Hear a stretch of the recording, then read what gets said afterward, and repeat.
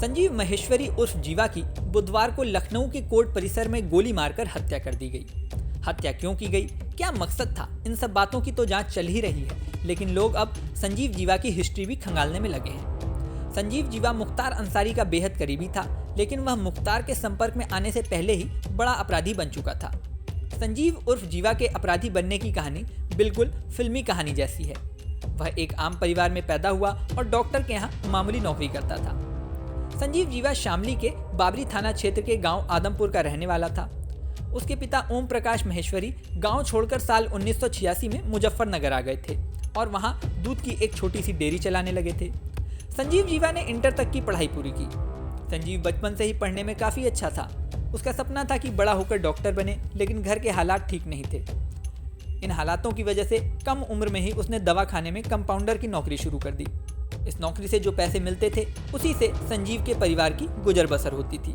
शुरू में सब ठीक चल रहा था, लेकिन इसी दवाखाने से संजीव के अपराधी बनने की कहानी शुरू हुई।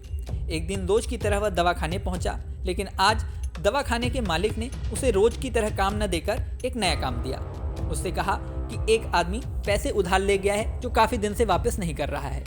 अगर संजीव उससे पैसे वापस ले आए तो मुंह मांगा इनाम मिलेगा। संजीव भी खुश होकर चला गया और लौटा तो पूरे पैसे वापस लेकर लौटा। इसके बाद दवाखाने के मालिक ने उसे इनाम भी दिया, लेकिन इसी वाकई के बाद पश्चिमी यूपी में नए अपराधी का जन्म हो गया। एक दिन किसी बात पर दवाखाने के संचालक राधेश्याम से ही उसकी ठन गई और उसने राधेश्याम को ही अगवा कर लिया। बस यहीं से रंगदारी मांगने और हथियारों का नेटवर्क बनाने का सिलसिला शुरू हो गया। संजीव जीवा धीरे धीरे अन्य अपराधियों के संपर्क में आता गया और नए नए दांव पेच सीखता गया। संजीव जीवा ने 90 के दशक में 2 करोड़ की रंगदारी मांगकर सनसनी फैला दी थी। अपराध की दुनिया में अपना खौफ पैदा करने के लिए संजीव जीवा ने कोलकाता के एक कारोबारी के बेटे का अपहरण किया था। फिरौती में 2 करोड़ की रकम मांगी थी और उस समय 2 करोड़ की रकम बहुत बड़ी होती थी। इसके बाद जीवा हरिद्वार के नाजिम गैंग में घुसा और फिर सत्येंद्र बरनाला के साथ जुड़ गया। बाद में उसने अपना खुद का गैंग भी बना लिया। पुलिस रिकॉर्ड के अनुसार संजीव महेश्वरी उर्फ जीवा पर 2 दर्जन से ज्यादा मुकदमे दर्ज थे। इनमें से 17 मामलों में संजीव बरी हो चुका था। उसके गैंग में 35 से ज्यादा सदस्य थे। संजीव जब जेल में पहुंच गया तो ये भी आरोप लगते थे कि संजीव जेल से ही अपने गैंग को ऑपरेट करता है। हाल ही में मुजफ्फरनगर और शामली में उसकी संपत्ति भी प्रशासन ने कुर्क की थी।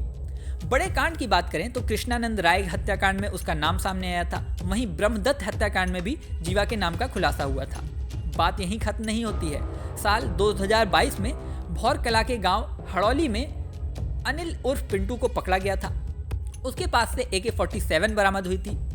ये हथियार बेचने के पीछे भी जीवा का नाम सामने आया था। हालांकि जीवा को जुर्म के मामलों में महारथी बनाने के पीछे रवि प्रकाश का नाम आता है। रवि प्रकाश एक गैंगस्टर था जिसे संजीव जीवा की क्राइम कुंडली के बारे में पता चला। ये देखकर रवि प्रकाश ने उसे अपना शागिर्द बना लिया था और हथियारों की तस्करी से लेकर तमाम कामों में पारंगत बनाया था। धीरे धीरे संजीव जीवा बड़ा अपराधी बनता चला गया और फिर मुख्तार अंसारी के भी संपर्क में आया। हालांकि कहा यह जाता है कि मुन्ना बजरंगी की हत्या के बाद से संजीव थोड़ा सा डर गया था। अब संजीव जीवा की भी हत्या हो चुकी है, लेकिन उसकी जांच फिलहाल जारी है। अब इस जांच में आगे क्या क्या सामने आता है और संजीव के कौन कौन से छुपे हुए राज धीरे धीरे पता चलते हैं, ये तो वक्त बताएगा। इस वीडियो में फिलहाल इतना ही। जल्दी नया वीडियो लेकर आपके सामने फिर आएंगे।